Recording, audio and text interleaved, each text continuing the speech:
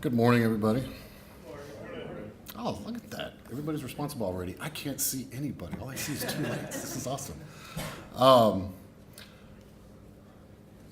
So I'm not in marketing. I don't know if you guys noticed, but the title of my deck is pretty lame. But it's also pretty true. If you look right now inside of the security industry, one of our biggest problems is we have negative unemployment, right? And one of those challenges is the way we try and fix things is just actually really literally to throw more people at the problem. The challenge there is you don't really need to anymore. Never in the history of security have we been more capable of being able to do things with technology. And that's kind of what we'll talk about today. So the agenda is we'll just kind of talk about the current SOC. We'll go over some history lessons, what is inside currently the security toolbox, and then we'll jump into some lessons learned. The lessons learned are super important for me in that if you look at the history of what we're doing, the challenges we have right now, technology doesn't really solve problems, especially if it's not applied appropriately.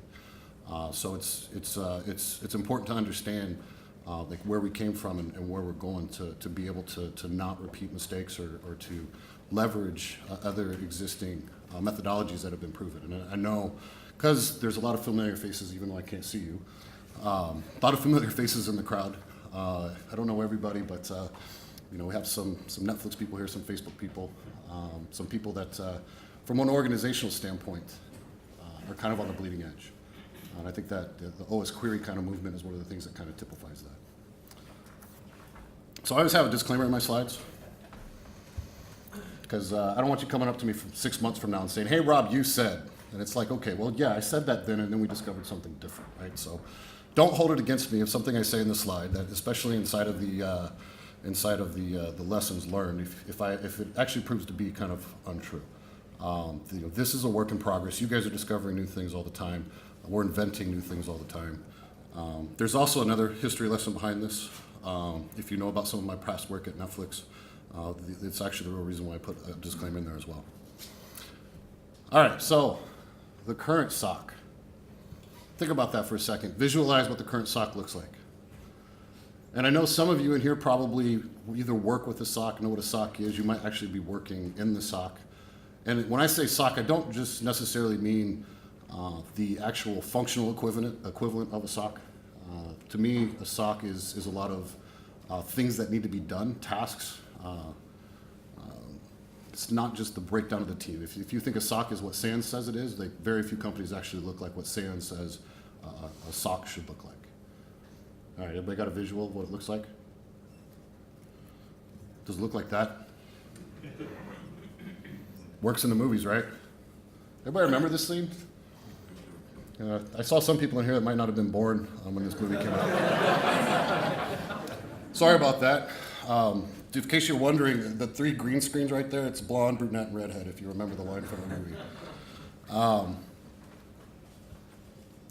I really like this picture. I've used it in other slide decks before, because this is one of the problems with the SOC right now, right?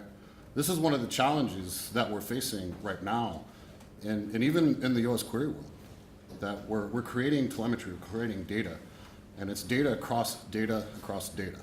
You know, there's network, there's endpoint, there's all sorts of things invented by Forrester and Gartner, Yuba, SOAR, all these different things that we have to look at. And if you think of what a SOC does today, it looks like this. And if I could actually see your eyes, I would say single pane of glass, and I guarantee you there's probably 3 or 4 people's eyes just rolled in the back of their head, where there's all these terms that have been invented to try and solve problems that don't really address what the real issues are. And so now that you have this image right here of what it looks like in the movies, most companies I know, and several of them I've been to, banking, technology here in Silicon Valley, everybody's trying to kind of replicate, like, you know, is art imitating life and vice versa. And this is a big challenge. If you look at that screen right there, and if that's what a SOC is actually trying to be built, what's the difference between that and what the movies is, and how actual functional is this, right? So this is one of the challenges of what's inside the SOC, because you know what? We're not Neo. You're not Neo, I'm not Neo. We all want to think that we are. But it's, you know, we might have days where we can stop something that's really bad, but we're outmanned and outgunned from the SOC perspective. I'd also like to point out I did 2 matrix references inside of this. So let's look at the history and the security toolbox for the SOC. 1980. I know there's a few people in here that were actually probably doing SOC work back in the 80s too, by the way. This is what I call the prehistoric logging kind of phase. syslog was invented. If you still love syslog, please meet me after this meeting so we can have a talk about how there's actually better ways of doing it. I'm not a lover of syslog. I love APIs, I love JSON. I love rich contextual data, and syslog is not that.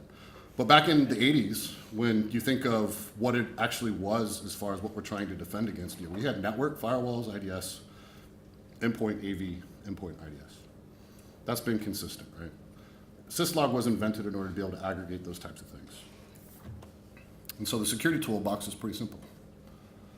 You had your perimeter. Anybody remember what a perimeter looks like? Do we have any non-tech companies here that still have one? Does anybody still have one? I mean, I remember going out for conferences for years when I was at Netflix talking about how we were getting rid of the perimeter, we were going to cloud, we had 100 SaaS vendors, all this type of stuff. And people thought we were absolutely insane, right? And now pretty much every company is going that route. So after syslog, there was Perl. I know, all you Python freaking cowboys out there.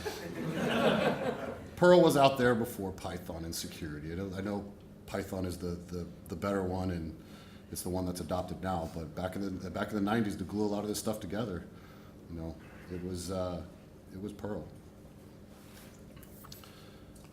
But what happens is, what always happens with technology is that there's opportunity. We live in Silicon Valley, right?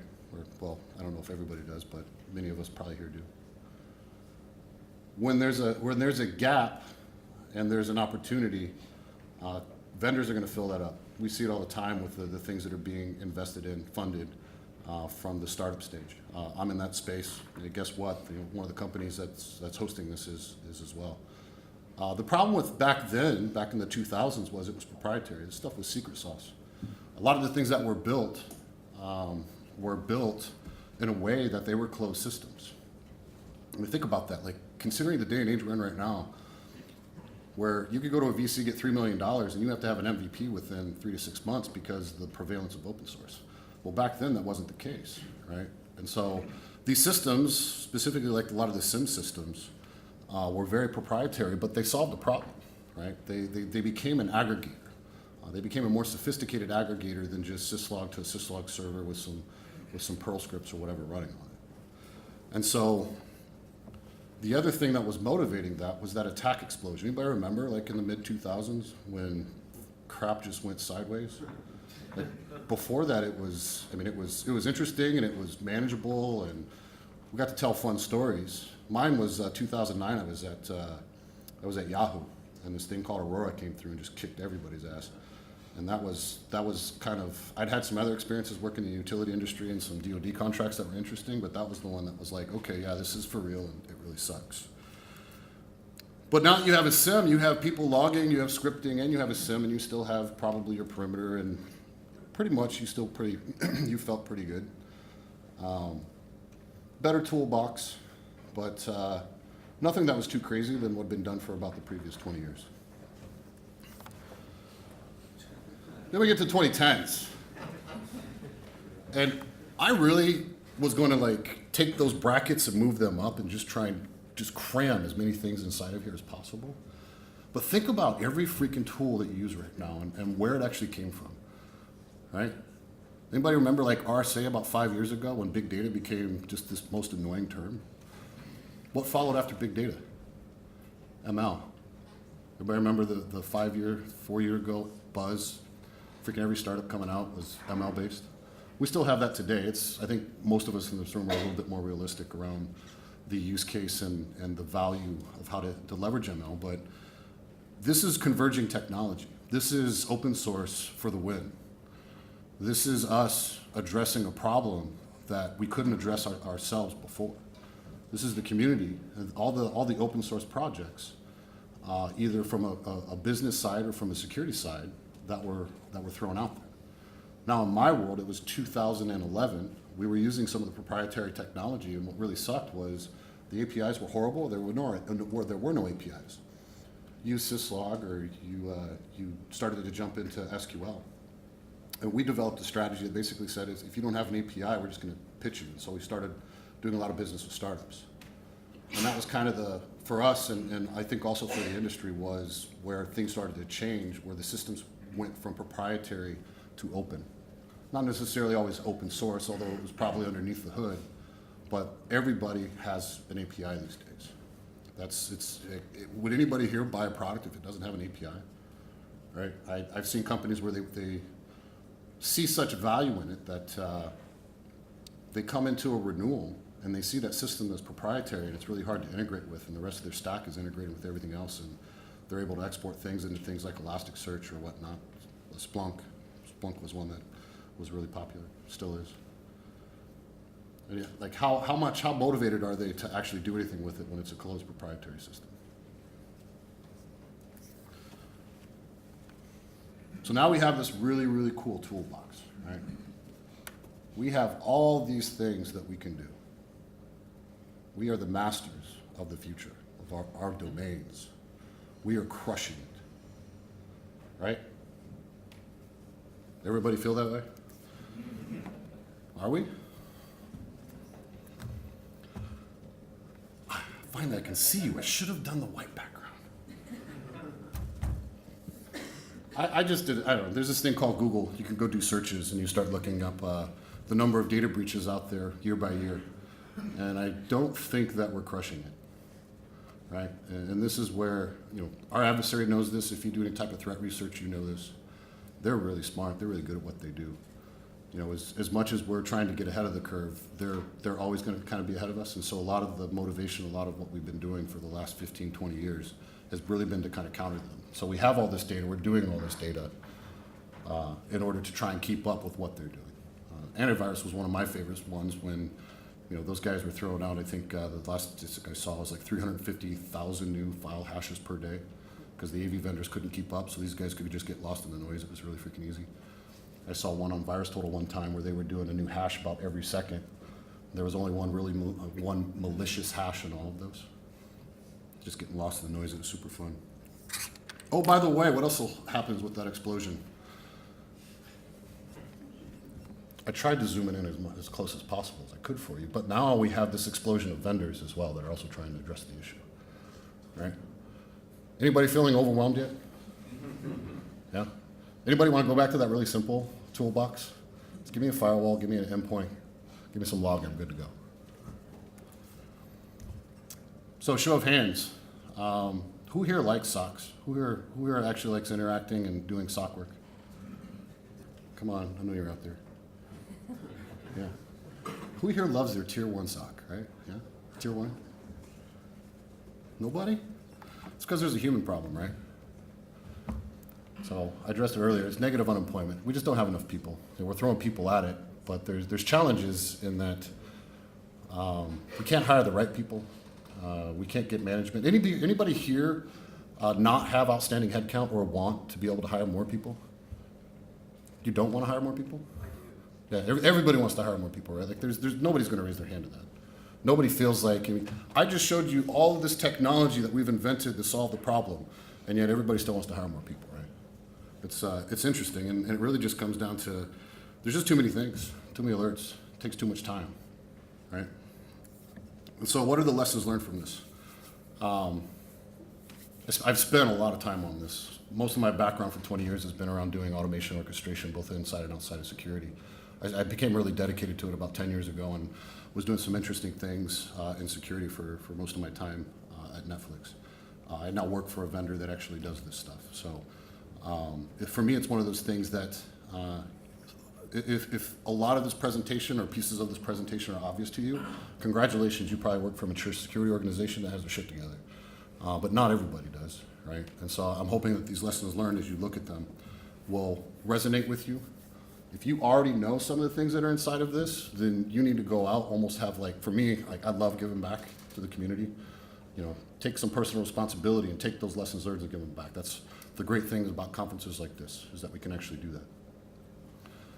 My number one lesson learned: lower the bar. I was at several CISO conferences in the past.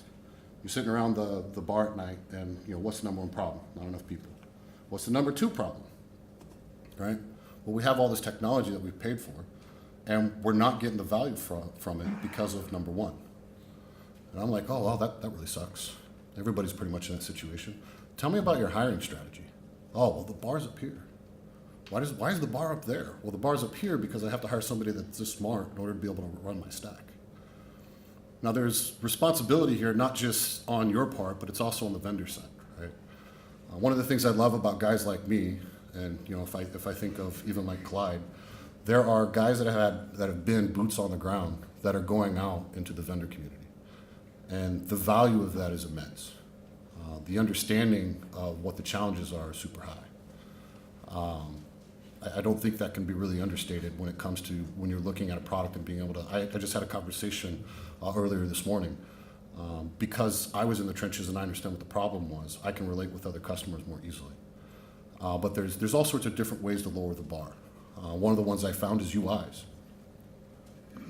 UIs in security are freaking horrible because all the design talent is going elsewhere. There's no motivation. They're going to go off to. Ooh, you okay? They're going to go off to the gaming industry. They're going to go off to create high-speed trading apps. They're going to go off and do all sorts of other things where it's more considered more valuable and more cool to do UIs. So let's say 15 years ago you had an alert and it came through and it gave you 10 data points. And as we've gone through this, you get to 10 or 15 data points.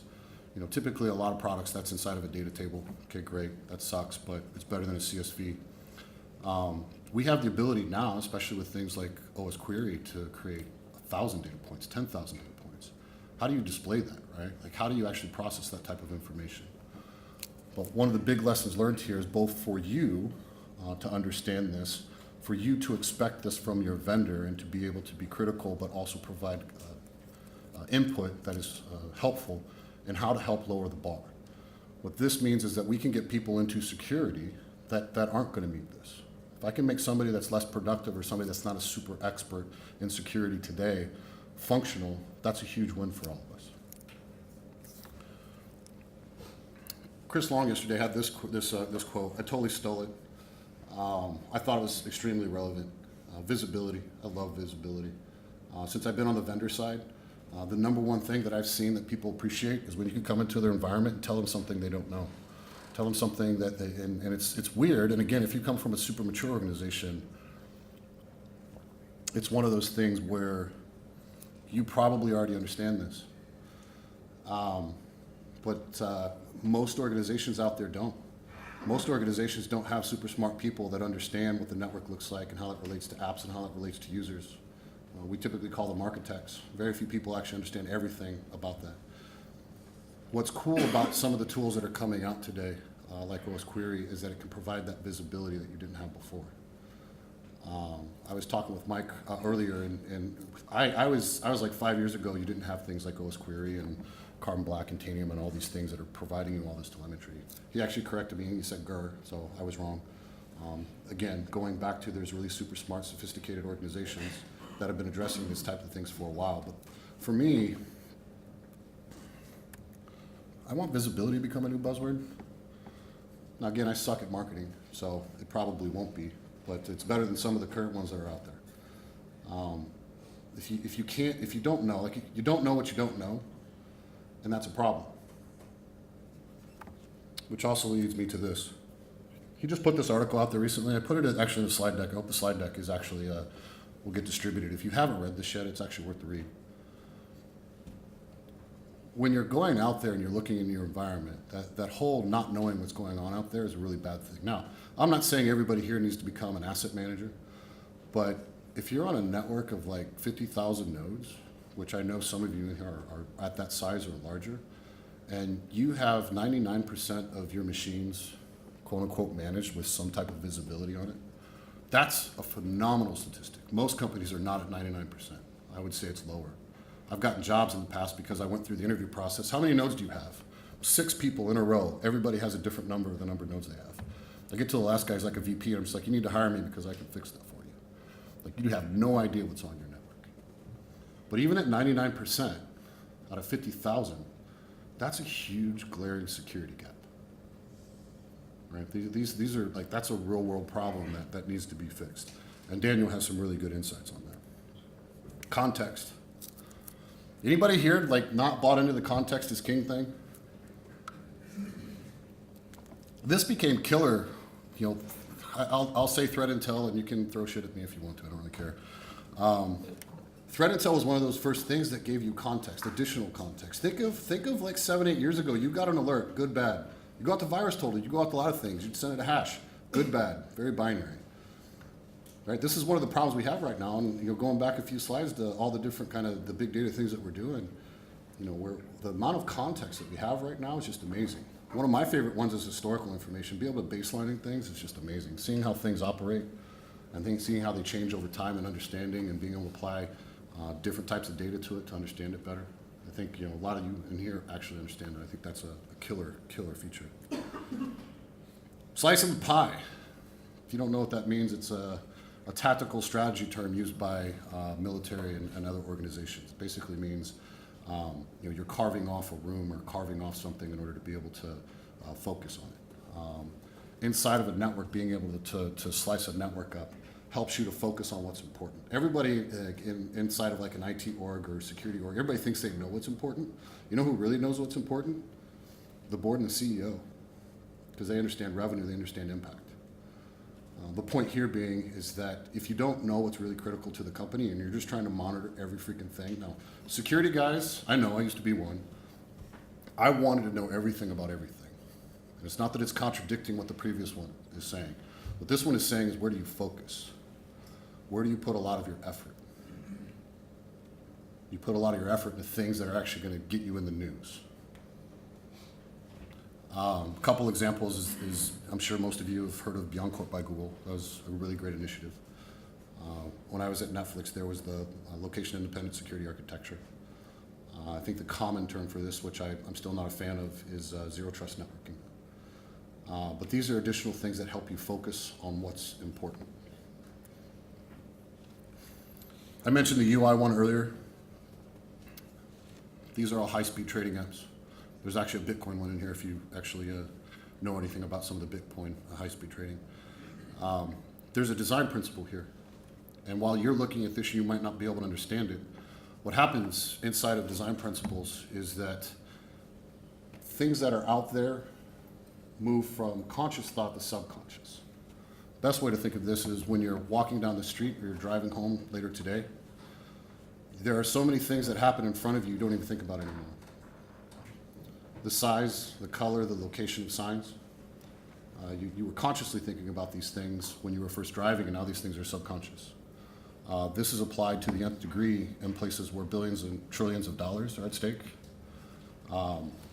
If you consider the vastness of the data and our ability to make decision making in this day and age, we need to be able to bring these type of design principles, apply them to things like OS query data, to network data, to human data in order for us to be able to make faster and better decisions. This also helps lower the bar.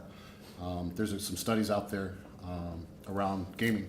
Take a kid that's super smart, plays a video game, set a kid next to him, never played the video game before. Within 72 hours, that kid that's never played the video game will be proficient by watching the kid that's sitting next to him, based off of the design principle what the video game is. I think that's very applicable to what we're doing inside of security. I've sat down with a lot of threat researchers and guys on SOCs before, and what you understand after sitting down with so many is while the tools are different, maybe the order in which they make those decisions might be different. Ultimately, the decisions they're making are repeatable, which means you can apply code to it, which means you can start to apply design principles to it. And then last but not least, I know some of the people in the room that know me probably thought I was just going to put this one first. To me, this is an endpoint, not where you start. But automating is just killer. Most people try and tackle it hard. Simple engineering concept, keep it simple, stupid. If you're trying to solve and boil oceans and all these other analogies and metaphors that we use in order to describe it, Automation is just killer. Your ability to do things, like for me, where I start is I like to go look at SOCs or help desks or knocks, whatever. When I see that person doing this like 10 times a day, 100 times a day, I'm like, hey, what's that do? How important is that? Would you like to do something else? What's funny is, and this is where a lot of people didn't like me when I would automate things, is I like pressing this button every day. What do you mean you're going to replace this button? What am I going to do if you replace this button? And all of a sudden, I'm the asshole. But automation is, I mean, it's key because if you think of that tier 1 SOC, how do you take a tier 1 SOC and a lot of the trivial things? I mean, we hate these guys. Well, I'm not going to say hate. We don't like their decision making when things are escalated through the food chain because they miss things, because they don't understand things. It's not necessarily that those things are hard. It's that it takes 3 to 6 to 12 months to get them fully trained. You know, how can you remove a lot of those difficult decisions, make those decisions easier, or just remove some of that decision making altogether? Automation is one of those things that you can do for that. So with that, I got about 5 minutes left for QA.